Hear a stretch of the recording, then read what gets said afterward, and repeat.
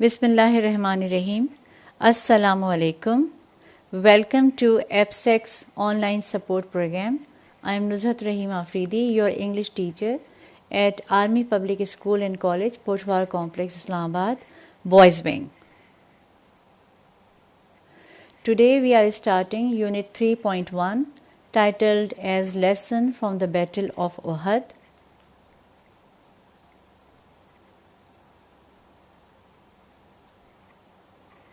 The synopsis or the summary of this Unit 3.1 is: the Battle of Uhud was an extension of the Battle of Badr, in which the Quraysh of Makkah received an admonitory defeat from the Muslims.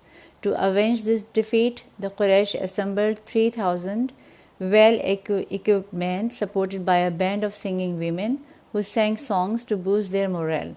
The army of the Quraysh was led by Abu Sufyan. When the Holy Prophet, peace be upon him, learnt about the evil intentions of the enemy, he called a meeting of his companions to discuss and decide the strategy of war to be adopted. The Holy Prophet, peace be upon him, himself and his other senior companions preferred to stay inside and let the Quraysh besiege the city so that their strength would break. But the enthusiastic Muslim youth wanted to fight the battle away from the city.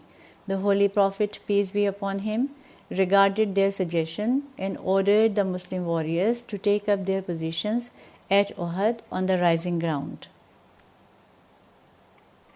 He also ordered the band of Muslim archers to take up positions on the mound and strictly forbade them from moving their posts.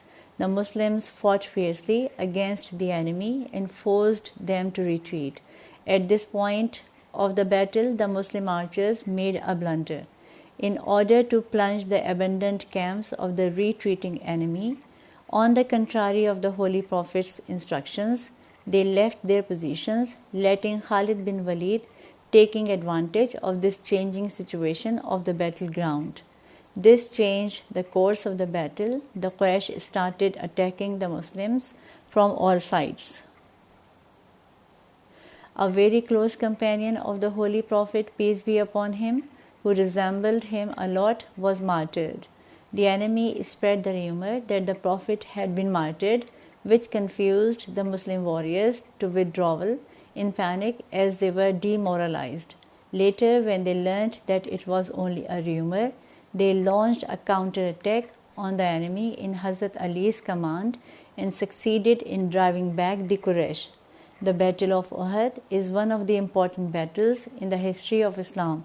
The Muslim archers who disobeyed the instructions of the Holy Prophet, peace be upon him, lost their lives and thus paid for their disobedience.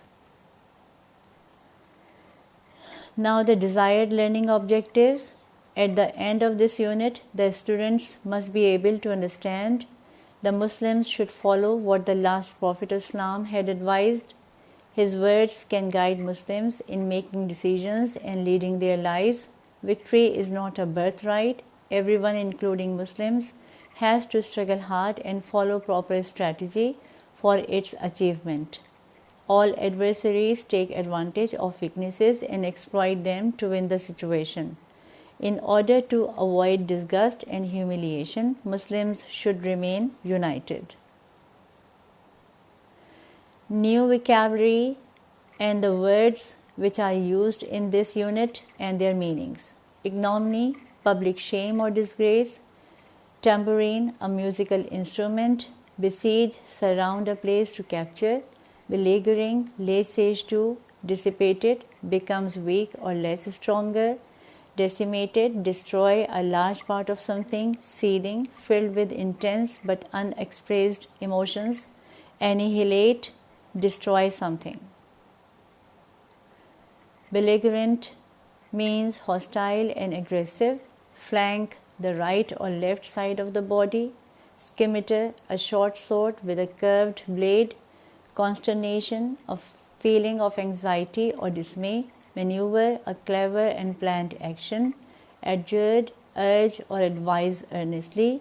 Pincer movement, a movement by two separate bodies of troops. Beefed up, make something stronger.